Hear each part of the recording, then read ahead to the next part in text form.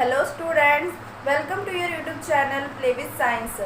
अभी तक हमने जो हमारे इलेक्ट्रोकेमिस्ट्री चैप्टर है उसे कई सारे टॉपिक्स कवर कर लिए हैं।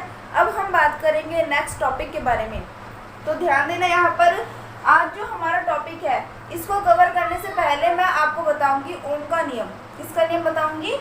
ओम का नियम। ओम का नियम दरअसल आपने पढ़ रखा होगा, आपको पता है ओम के नियम में क्या होता है। एक बार रिपीट कर लेते हैं। ओम के नियम में क्या होता है कि जब किसी भी चालक तार के अंदर उत्पन्न विभवांतर की बात करते हैं तो जो उत्पन्न विभवांतर होता है वो प्रवाहित धारा के क्या होता है, समानुपाती होता है ना। तो ये आपको पता ही है, V समानुपाती क्या होता है, I।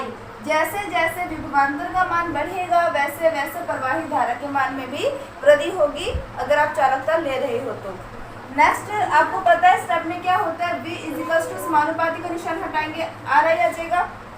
ये V क्या है, आपके विभवांतर को बताता है, I किसको बताता है, प्रवाहित धारा को, और ये जो R है वो किसको बताता है, प्रतिरोध को। R किसको बताता है, आपके प्रतिरोध को बताता है। ठीक है, यहाँ से हम प्रतिरोध का मान निकाल सकते हैं, V अपॉन में I आ जाएगा। हमें यहाँ पे जो ये अब ओम का नियम पढ़ रहे हैं ना, एक्चुअल में हमें आपका सबसे इम्पोर्टेंट चीज़ है वो है प्रतिरोध। प्रतिरोध की अगर हम बात करते हैं तो प्रतिरोध किसे कहते हैं, तो सबसे पहली बात, अगर आप किसी भी चालक तार की बात करते हो, अगर कोई भी चालक तार लेते हो तो चालक तार में जब आप विद्युत धारा प्रवाहित करोगे तो धारा प्रवाह करने के दौरान जितनी ज़्यादा उसमें रुकावटें आएंगी उसे ही हम क्या बोलते हैं, प्रतिरोध बोलते हैं। क्लियर बात? देखो नाम से पता चल रहा है प्रतिरोध, तो ऑब्वियस सी बात है इसका मतलब सीधा सीधा मतलब किससे है, रुकावट से। किस में रुकावट से है, तो आपको ध्यान में रखना है कि जो चालक तार है उस चालक तार में धारा प्रवाहित करने के दौरान जो अपने बोल सकते हैं जो बैरियर्स उत्पन्न हो रहे हैं उसे अपने क्या बोलते हैं, प्रतिरोध बोलते हैं। क्लियर बात? अब अपने बात करते हैं, ये तो देखो ये तो नॉर्मल मैंने आपको ओम का नियम बता दिया। अगर इसके मात्रक की बात करें, इसमें इम्पोर्टेंट क्या है आपको ध्यान में रखना है, प्रतिरोध का मात्रक। प्रतिरोध का मात्रक जो है वो काफी इम्पोर्टेंट है। देखो विभवांतर का मात्रक क्या होता है, वोल्ट। धारा का मात्रक क्या होता है, एम्पियर। तो प्रतिरोध का मात्रक होता है आपका ओम। प्रतिरोध का मात्रक क्या होता है, ओम। इसको हम एक सिंबल से भी शो करते हैं, इस सिंबल से। क्लियर बात? क्योंकि प्रतिरोध के बारे में किसने बताया था, ओम नामक वैज्ञानिक ने बताया था, तो उनका मात्रक भी क्या हो जाएगा, ओम। अब बात करते हैं कि जो प्रतिरोध होता है वो किस किस पे डिपेंड करता है। अब आपका टॉपिक क्या है, प्रतिरोध की निर्भरता। प्रतिरोध की निर्भरता। देखो प्रतिरोध की निर्भरता की बात करें तो प्रतिरोध जो होता है ना वो दो चीजों पे डिपेंड करता है। ठीक है, एक तो जो चालक तार आप ले रहे हो उसकी लंबाई पर, एक तो जो चालक तार ले रहे हो उसकी लंबाई पे डिपेंड करता है, और दूसरा डिपेंड करता है जो चालक तार ले रहे हो उसके अनुप्रस्थ काट क्षेत्रफल पर, यानी उसके एरिया पर।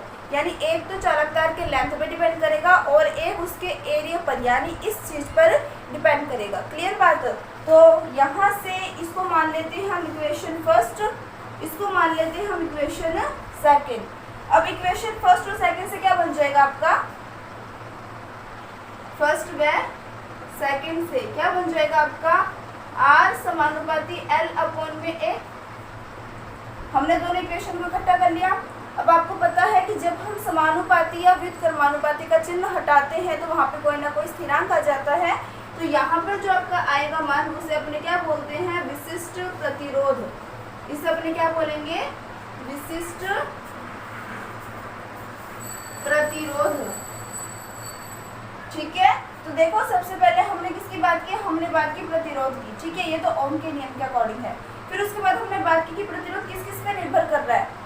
देखो इसका मतलब सीधा सीधा क्या है कि R समानुपाती L है, R व्युत्क्रमानुपाती A है, यानी कि जैसे जैसे चालक तार की लंबाई बढ़ती जाएगी वैसे वैसे प्रतिरोध के मान में भी वृद्धि होती जाएगी। क्लियर बात? फॉर एग्जाम्पल समझ लो कि आपके पास क्या है, एक जो चालक तार है उसकी लंबाई कितनी है, 3 सेंटीमीटर, और दूसरी जो चालक तार आपने ली है उसकी लंबाई हम ले लेते हैं 5 सेंटीमीटर। तो इन दोनों में जब कंपेयर करेंगे देखेंगे ना तो सबसे ज़्यादा प्रतिरोध का मान आपको किस में मिलेगा, 5 सेंटीमीटर वाले तार पे। यानी कंपेयर करके देखा गया कि जैसे जैसे चालक तार की लंबाई बढ़ाई जा रही है वैसे वैसे प्रतिरोध के मान में भी क्या होती जाती है, वृद्धि। सेकेंड कंडीशन ये कहता है कि जैसे मान लो चालक तार की जो अनुप्रस्थ, अब ना इसमें हमें क्या करना है, पहले वाले कंडीशन में हमने जो इनकी मोटाई है वो इक्वल लेनी है बट लंबाई अलग अलग लेनी है, ठीक है। लेकिन जो दूसरा पॉइंट है वो ये कहता है कि अब हमने लंबाई तो क्या लेनी है, इक्वल, लेकिन अनुप्रस्थ काट का क्षेत्रफल यानी जो तार का एरिया है वो लेना है आपको अलग अलग, ठीक है। जैसे मान लो एक तो आपने ले लिया ये जो एरिया है, एक तो आपने ले लिया 2 सेंटीमीटर वाला, ठीक है, 1 सेंटीमीटर लेते हैं, एक तो ले लिया 1 सेंटीमीटर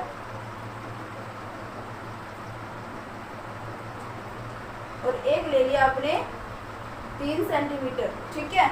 अब देखो तार की लंबाई क्या है, इक्वल है। इस कंडीशन में तार की लंबाई क्या है, इक्वल है, लेकिन दोनों की जो अनुप्रस्थ काट का क्षेत्रफल है यानी जो एरिया है वो अलग अलग है।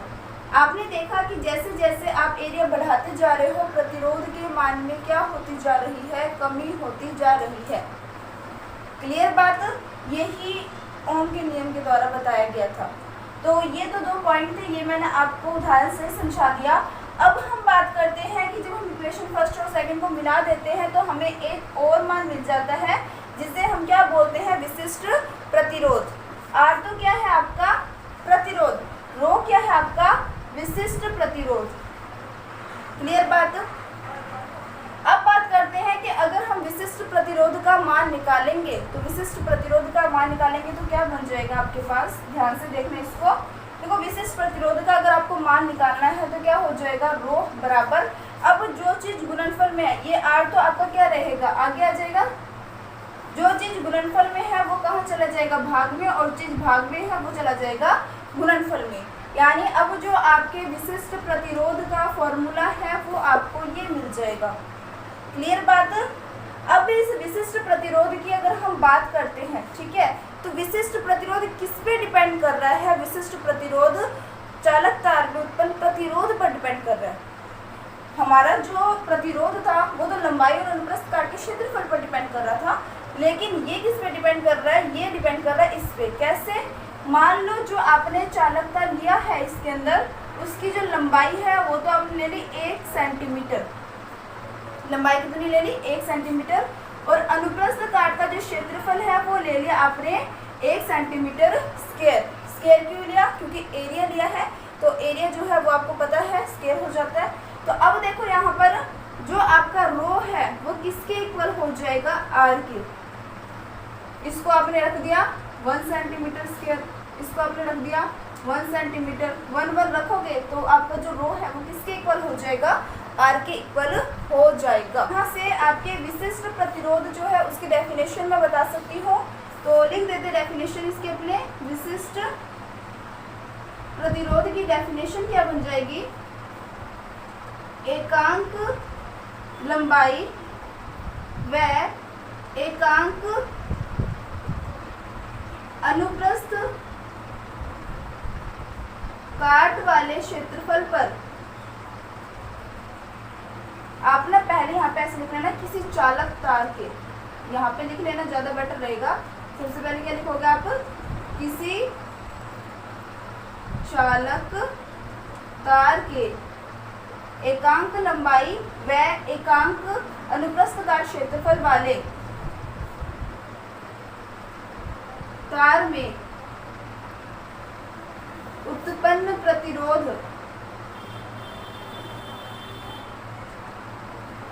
विशिष्ट प्रतिरोध कहलाता है।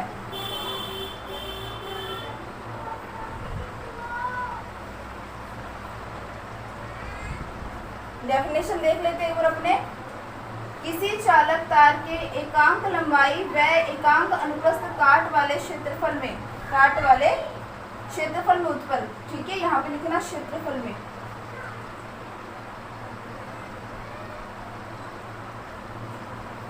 क्षेत्रफल में उत्पन्न प्रतिरोध विशिष्ट प्रतिरोध कहलाता है। क्लियर बात। अब देखो यहाँ पर ये तो हमने सब बातें कर ली है, अब आपको पता है मात्रक भी बहुत इंपॉर्टेंट है। तो इसकी मात्रा को ज्ञात करेंगे। तो देखो सीधी सी बात है, मात्रा कैसे ज्ञात करेंगे, हम यहाँ पे जितने भी आपको मान दे रखे हैं सभी की आपको क्या रखनी है, वैल्यू रखनी है। ठीक है, तो मैं यहाँ पे साइड में लिख देती हूँ।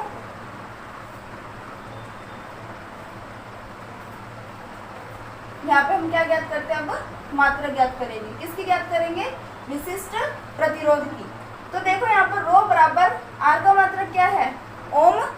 अब जो आपके पास एरिया है, एरिया का मात्रा क्या होगा, मीटर स्क्वायर या सेंटीमीटर स्क्वायर। वैसे एक चीज याद रखना, हम एमकेएस पद्धति जो है वो लेके चलते हैं। तो एमकेएस पद्धति के अकॉर्डिंग हम जो लंबाई होती है या जो दूरी होती है उसको मीटर में लेके चलते हैं। ठीक है, तो यहाँ पर क्या आ जाएगा आपका मीटर स्क्वायर, अपॉन में लंबाई का क्या आ जाएगा आपके पास, मीटर। अब आपको पता है 1 मीटर से मीटर कैंसिल हो जाएगा, तो जो हमारा विशिष्ट प्रतिरोध है उसका मात्रक क्या हो जाएगा, ओम इंटू मीटर। क्या हो जाएगा, ओम इंटू मीटर। याद रखना आपको, जो हमारे पास प्रतिरोध था उसका मात्रक तो क्या था, ओम, और लेकिन हमारे पास जो विशिष्ट प्रतिरोध है उसका मात्रक क्या हो जाएगा, ओम इंटू मीटर। तो आप जल्दी से स्क्रीनशॉट ले लो, क्योंकि इसके बाद हमारा जो नेक्स्ट टॉपिक है वो है चालकत्व। सुन लो, चालकत्व किसे कहते हैं। देखो चालकत्व की अगर हम बात करते हैं ना, तो प्रतिरोध का मतलब क्या होता है कि जो चालक तार में धारा प्रवाह होने के दौरान उत्पन्न बाधा होती है उसे तो हम प्रतिरोध बोलते हैं। लेकिन चालकत्व का मतलब होता है कि धारा कितनी आसानी से प्रवाहित हो, यानी उसमें किसी प्रकार का रुकावट न हो। सीधी सी बात यह है कि जो चालकत्व होता है वो आपके प्रतिरोध का व्युत्क्रम होता है, अपोजिट होगा। जिसमें प्रतिरोध का मान ज़्यादा होगा चालकत्व का मान उसमें कम होगा, और जिसमें चालकत्व का मान ज़्यादा होगा उसमें उत्पन्न प्रतिरोध का मान कम होगा। तो इसके बारे में हम नेक्स्ट डिस्कस करने वाले हैं, तो आप जल्दी से इसका स्क्रीनशॉट ले लें।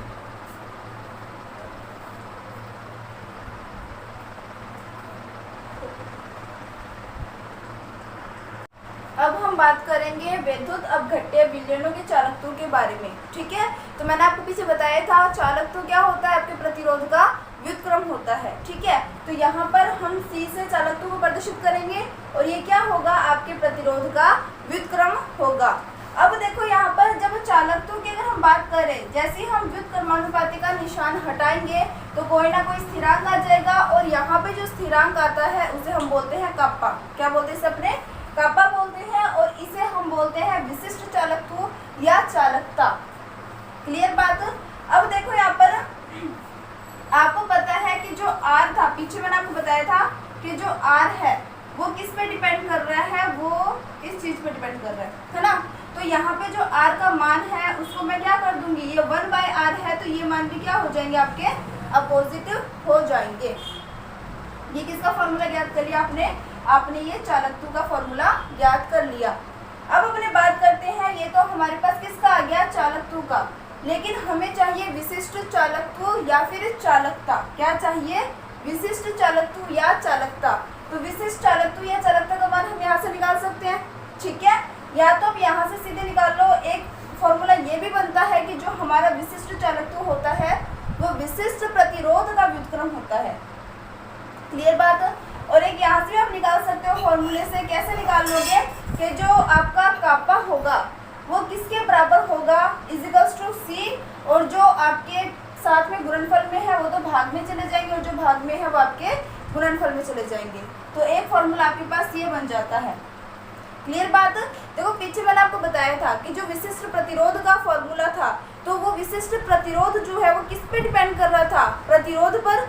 कैसे डिपेंड कर रहा था, जब हम चालक तार की जो लंबाई है वो 1 सेंटीमीटर और जो उसका अनुप्रस्थ काट का क्षेत्रफल है वो 1 सेंटीमीटर स्केल लेके चलते हैं, तो जो विशिष्ट प्रतिरोध होता है वो तार में उत्पन्न प्रतिरोध के बराबर होता है।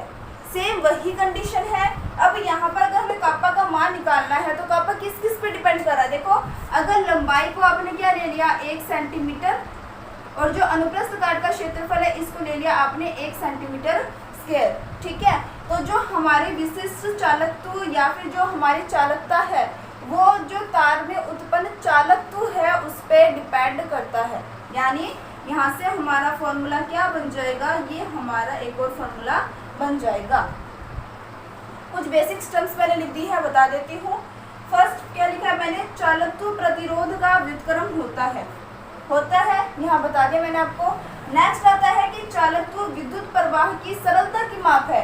कि विद्युत प्रवाह जितनी आसानी से होगी वो उस चालक तार की क्या किसको बताएगा, चालकत्व को बताएगा। जितनी रुकावटें होती है वो तो प्रतिरोध बताया जाता है, और जितनी ज़्यादा वो आसानी से धारा प्रवाहित होगी वो उसके चालकत्व को बताती है। सरलता, प्रवाह की सरलता की माप है। ठीक है, नेक्स्ट है विशिष्ट प्रतिरोध का व्युत्क्रम विशिष्ट चालकत्व कहलाता है। ठीक है, विशिष्ट प्रतिरोध का व्युत्क्रम विशिष्ट चालकत्व कहलाता है। यानी ये सारे बेसिक टर्म्स है किसके, चालकत्व के और चालकता के। ठीक है, अब बात आती है कि अगर हमें चालकता की डेफिनेशन पूछ ले तो आप क्या लिखेंगे। अभी मैंने आपको बताया कि चालकता किस पे डिपेंड कर रहा है, जो आप तार लेके चल रहे हो उसकी लंबाई आपने क्या ले ली 1 सेंटीमीटर, और अनुप्रस्थ काट का क्षेत्रफल कितना ले लिया 1 सेंटीमीटर स्क्वायर, तो उसमें उत्पन्न चालकत्व को ही हम चालकता कहते हैं। तो डेफिनेशन देख लेते हैं क्या है। यदि किसी विद्युत अपघट्य के एकांक आयतन में डूबे हुए इलेक्ट्रोडों के अनुप्रस्थ काट का क्षेत्रफल 1 सेंटीमीटर स्क्वायर तथा इलेक्ट्रोडों के मध्य दूरी 1 सेंटीमीटर हो तो विलयन की चालकत्व उसकी चालकता के तुल्य होगी। देखो क्या बोला इसने कि मान लो आपने क्या ले लिया, एक विद्युत अपघट्य ले लिया। ठीक है, विद्युत अपघट्य लिया है तो इसमें क्या होगा, एक तो आपका होगा एनोड और एक क्या होगा आपके पास कैथोड। ठीक है, ये तो आपका क्या है एनोड और ये क्या है आपके पास कैथोड।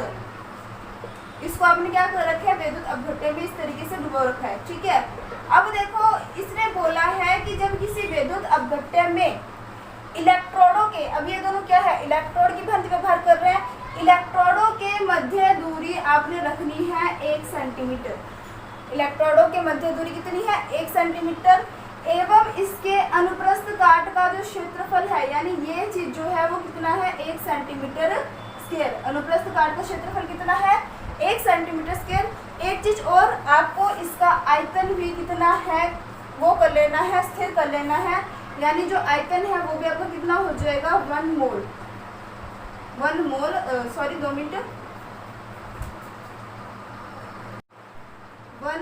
ml हो। ठीक है, जब ये तीनों कंडीशन हो तो इस टाइम इस विद्युत अपघट्य में जो भी धारा प्रवाहित होती है, जो भी चालकत्व उत्पन्न होता है वो किसके बराबर होगा, चालकता के बराबर होगा। आई थिंक आपको समझ आ गया होगा, बहुत ही इजी टर्म है, कुछ भी नहीं है इसमें। इसके बाद हम 2 डेफिनेशन और पढ़ेंगे जो बिल्कुल इस पर बेस्ड है। एक तो हम पढ़ेंगे मोलर चालकता और सेकंड हम पढ़ेंगे तुल्यांकी चालकता। अब हम ये दोनों टॉपिक पढ़ने वाले हैं तो जल्दी से आप इसका जल्दी से स्क्रीनशॉट ले लें, फिर हम नेक्स्ट टॉपिक की बात करेंगे।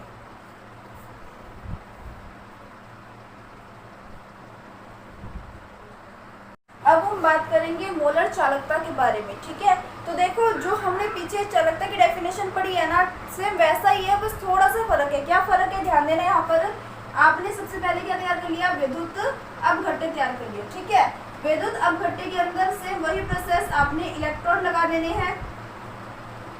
इलेक्ट्रोड की जो बीच की दूरी है वो कितनी है 1 सेंटीमीटर, और जो इसके अनुप्रस्थ काट का क्षेत्रफल है वो कितना है 1 सेंटीमीटर स्क्वायर। फर्क क्या है वो सुन ले। जो पीछे हम विद्युत अपघट्य लेके चल रहे थे उसका आयतन हम कितना लेके चल रहे थे, इकाई 1 ml आयतन लेके चल रहे थे, लेकिन यहाँ पर हम जो आयतन लेके चलेंगे इससे हमें कोई फर्क नहीं पड़ता कि हम आयतन कितना लेके चल। मेरे कहने का मतलब है कि आयतन 1 ml हो 2 ml हो कितना भी हो, हमें इससे फर्क नहीं पड़ता। मोलर चालकता के अंदर हमें ये देखना है कि जो अपघट्य हम लेके चल रहे हैं उसमें मोलों की संख्या कितनी आनी चाहिए। मोलों की संख्या इसमें कितनी आनी चाहिए, आयतन के अंदर 1 मोलर।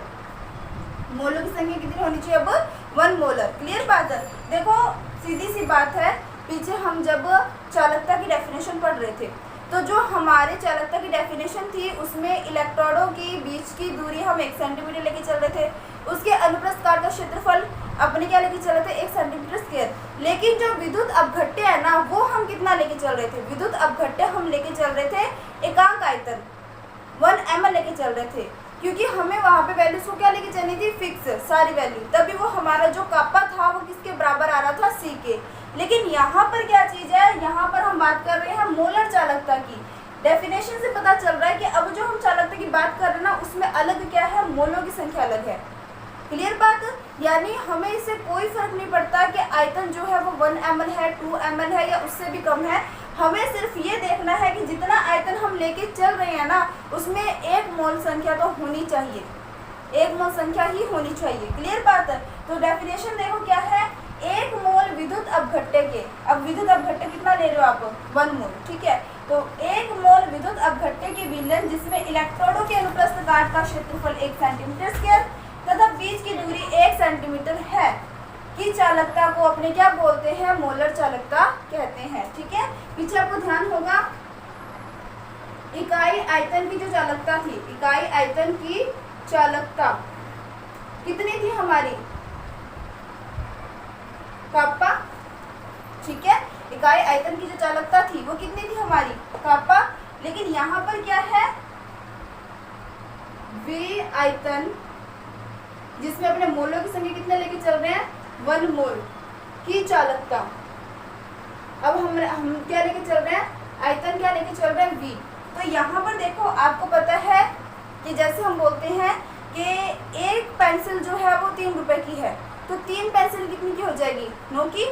हमने क्या किया, 3 को 3 से मल्टीप्लाई कर दिया ना, 1 3 के बराबर है तो 3 कितनी होंगी, तो 3 से हमने मल्टीप्लाई कर दिया। सेम वही चीज है कि जब हम इकाई आयतन की बात कर रहे थे तो वो कितना है, कापा। लेकिन अब आयतन जो है अब हम वो V ले चुके हैं, यानी कोई ना कोई वैल्यू तो होगी। आयतन जो V लेके चल रहे हैं, अब उसके कारण हमारा फॉर्मूला क्या हो जाएगा, कापा इंटू V। अब हमने इकाई वाले मान में जो भी वृद्धि हो रही है, जो भी चेंजेस हो रहे हैं, उसको उससे क्या कर दिया, मल्टीप्लाई कर दिया, और ये है हमारे पास मोलर चालकता। और मोलर चालकता को किससे शो करते हैं, इसको शो करते हैं हम लैम्डा m से। किससे शो करते हैं हम इसे, लैम्डा m से। तो ये बन गया आपके पास फॉर्मूला किसका, मोलर चालकता। नेक्स्ट आता है आपका तुल्यांकी चालकता। मोलर चालकता तुल्यांकी चालकता में कोई डिफरेंस नहीं है, बस इतना ध्यान में रखना है, इसमें हम जो भी आयतन लेके चल रहे हैं उसमें मोलों की संख्या 1 होनी चाहिए। लेकिन तुल्यांकी चालकता में क्या होता है कि जो हम विद्युत अपघट्य लेके चल रहे हैं उसमें आपने जो भी आयतन लिया है उसमें मोलों की संख्या कितनी भी हो, हमें कोई फर्क नहीं पड़ता, केवल और केवल उसमें जो ग्राम की संख्या वो कितनी होनी चाहिए, 1 ग्राम। क्लियर बात। तो अगर इसका डायग्राम बनाएंगे तो ये इस तरीके से बन जाएगा।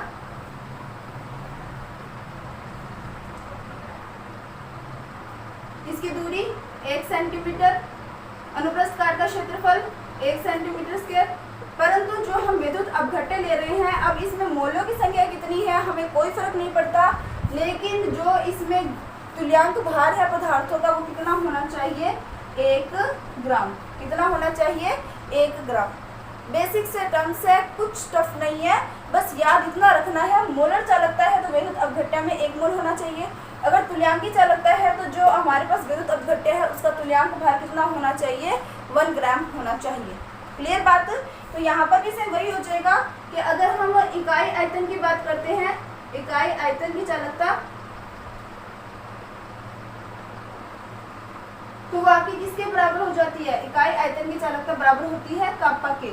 लेकिन अगर हम बात करें V आयतन जिसमें तुल्यांकी भार कितना है, 1 ग्राम की चालकता अब कितनी हो जाएगी, अब आयतन कितना है हमें नहीं, मतलब आयतन कितना है, 1 ग्राम है, तो वो हमारे V के अंदर हम ले रहे हैं उसको, तो ये क्या हो जाएगा, कापा इंटू V। यानी इसे हम किससे लिख देंगे, इसे हम लिख देंगे, ठीक है। तो इसे अपने किससे लिखेंगे, लैम्डा V से, और इसे लिखेंगे लैम्डा m से। मोलर चालकता है तो लैम्डा m और ये है तो आपका लैम्डा V। जल्दी से इसका स्क्रीनशॉट ले लें।